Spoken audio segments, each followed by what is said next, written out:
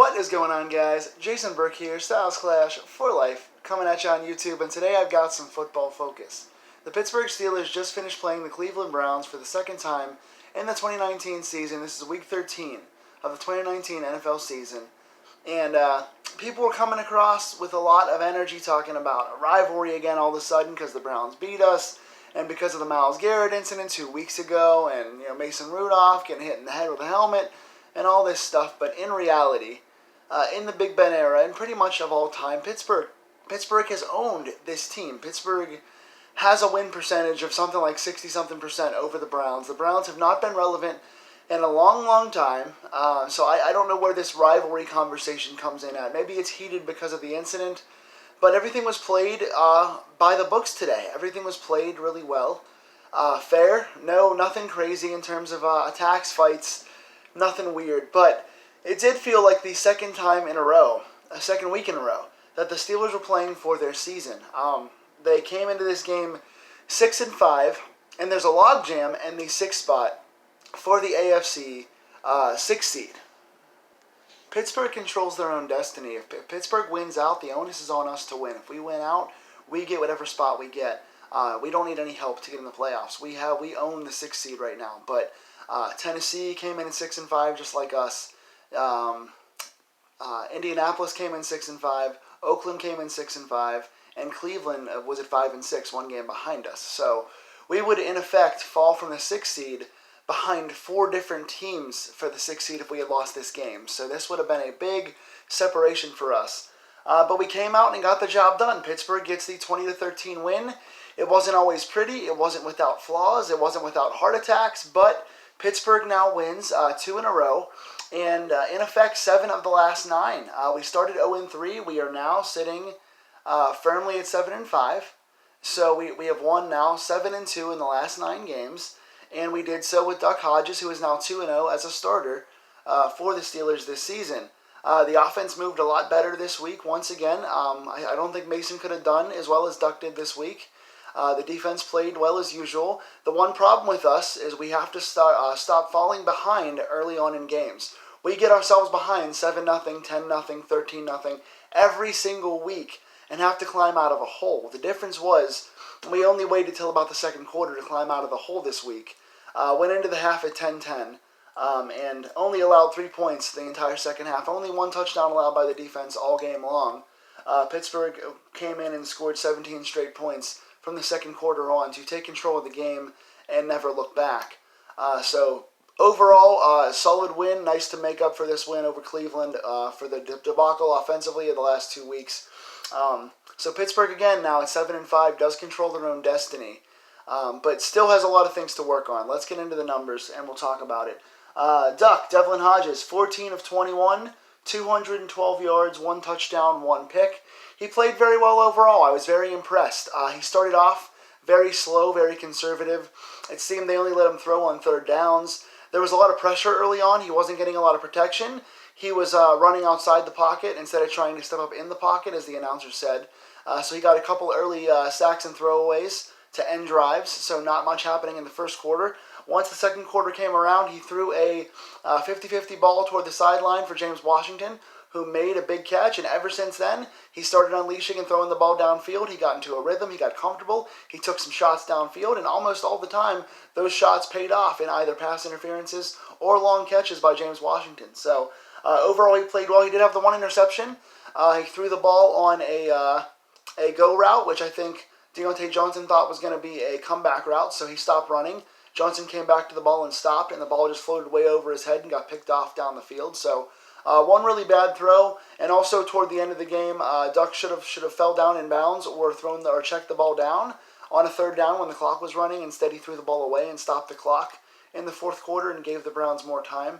So those 2 mistakes in the 4th quarter, we got to correct those. But other than those 2 things, I think Devlin played pretty well. He ran the ball a couple of times. He made quick decisions. He got a few first downs on his feet. He got the ball out of his hands fairly quickly. He threw the ball up and gave Washington and Deion Kane chances to go get the ball and make plays, and they did that. So I thought overall very solid. Again, 14-21 is pretty efficient. Had a nice touchdown pass again this week to once again James Washington for 212. Running the ball, not quite as good as last week, but still solid. Definitely an improvement. Benny Snell was the leader today, 16 carries, 63 yards, and a touchdown. He's the kind of guy that always starts slow, but then gets better as the game goes on. He definitely has that Jerome Bettis style, that punishing, lowering his shoulder style, where he starts off kind of slow, and then by the fourth quarter, he keeps his legs churning. He always falls forward. He runs hard, and he wears down defenses where he gets better later in the game. So started off slow, but picked it up nicely. Had a touchdown in this game, his first career touchdown. I like what I saw of Snell today. Again, not amazing, but very solid and efficient. Again, picking up those 4-yard, 5-yard runs on first down. We need second and manageable, third and manageable. So that was a very solid thing for us on offense. Jalen Samuels got some work today. A couple of catches out of the backfield for some good gains. I think he had a 20-yard reception and a 7 or 8-yard reception in this game. He was back being effective again. Had a couple wildcat plays. 1 or 2 of them worked. The rest really didn't. But he at least got a chance to carry the ball out of the wildcat as our kind of number 2 running back. And then Kareth White got a couple of carries, and I like what I've seen of Kareth White. He has nice footwork and he has burst. He looks like he's fast and he has energy. I like what I'm seeing of him, even though it's on brief work. So the running game, again, might get a C+, B- in this game. Wasn't outstanding, but did get better as we went along. Receiving, notably James Washington. Big game for him. 4 catches, 111 yards, and a touchdown. He caught a big ball on the sidelines, 50-50, where he caught a nice catch and then drug his feet down in bounds. Had a nice 30-yard catch where he had his face mask held, and then he was pass interfered with. Bobbled the ball and still caught it in the end zone for a 30-yard touchdown. Also had another big bailout play on a 2nd and long as well. So I'm loving what Washington's doing right now. He's high pointing the ball. He's catching tough contested catches. He's working the sidelines well, and he's getting his feet in. I love what I'm seeing of Washington. Give this guy more targets. He needs 10 targets a game right now, especially with Juju being out. Receiving the ball, he was our leader by far today, and he's been our leader for the last 4 weeks. He showed out these last 4 weeks, and I want to see him get 4, 5, 6 deep shots every game now because he has a chance to catch all those contested balls in traffic. Deontay Johnson did not have a good game receiving. He only, I think, had 1 or 2 catches. He had a bad decision on a kick return or a punt return where he fielded the ball slowly, kind of walked around backwards and lost yardage. Didn't do well there. Had, I think, 2 penalties in this game that were false starts that kind of hurt some drives for us. And also had a miscommunication with Duck when he curled and should have ran long. I don't know whose fault that was, if that was Duck's or Deontay's. But a rough game for Deontay, but he did get a 3rd down conversion in the 4th quarter. And then also Deon Cain.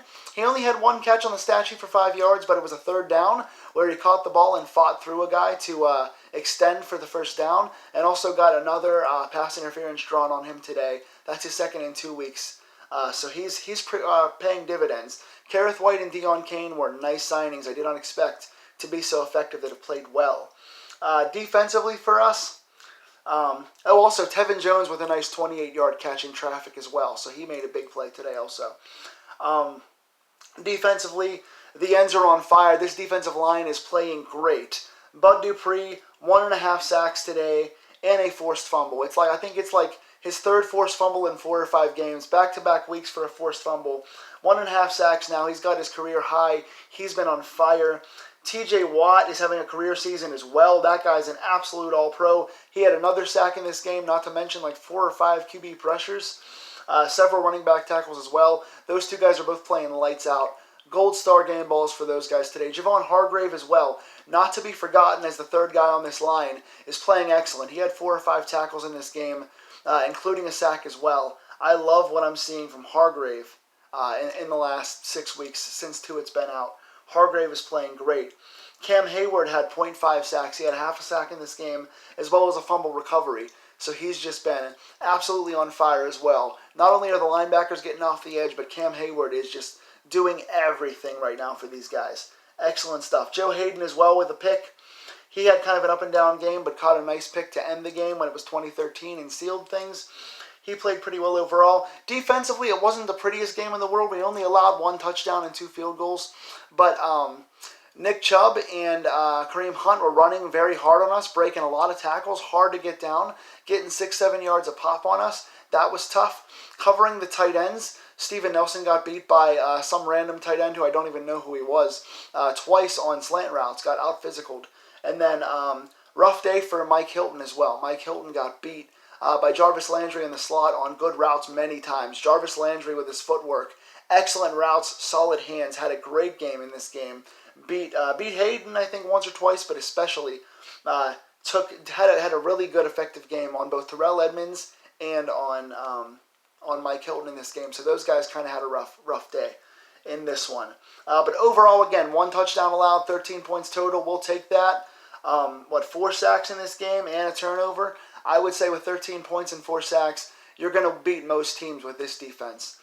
So overall, I give it a solid grade. Special teams wise, Kareth White with 1 nice return out to the 40. It was nice to finally see that. Boswell made both of his kicks today as well. Referees, man, oh my God, these referees in this game stunk. Some bad calls against the Steelers. There was a false start call against Duck Hodges, the quarterback, where he didn't move whatsoever. That was a totally phantom call. It cost us 5 yards and stalled a drive that was big for us.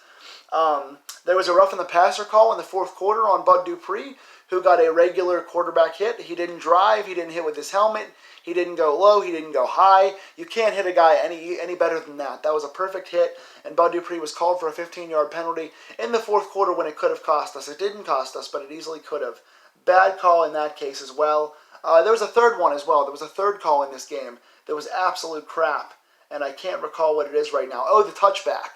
We had punted the ball, or they punted the ball to us on the 1-yard line and down the ball, but the guy's knee was touching the ball while his hands were touching the end zone. He was in the end zone, and it should have been a touchback, but instead they gave Hodges the ball at the 1-yard line. 3 bad calls against the Steelers, egregiously bad.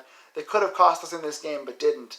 But overall, again, with our 4th string preseason cut quarterback in there, with no Juju, with no Connor, with no Pouncey, we had a lot of guys out in this game and came out and played pretty well. Started slow but picked it up very nicely. 2nd quarter on, very solid game. Again, 2013 win, going up to 7-5 now, and we've got Arizona next week. We're going to Arizona to play next week, and a game that I think we should win. So Baltimore's got our division pretty much locked up at this point. They won again today, impressively against San Fran, but I think Pittsburgh has the 6th and possibly even the 5th wild card locked up. We have to keep playing mistake-free. Limit these penalties. So many penalties on offense. That 8 penalties on offense today, that's got to stop stalling drives. If we cannot turn the ball over and stop stalling on penalties, we're going to be very efficient on offense to match our very good defense. So tell me in the comments below what you guys thought. Who stood out to you? Who you appreciate this week and what you expect against Arizona. And I will see you guys next week with Football Focus. Take care.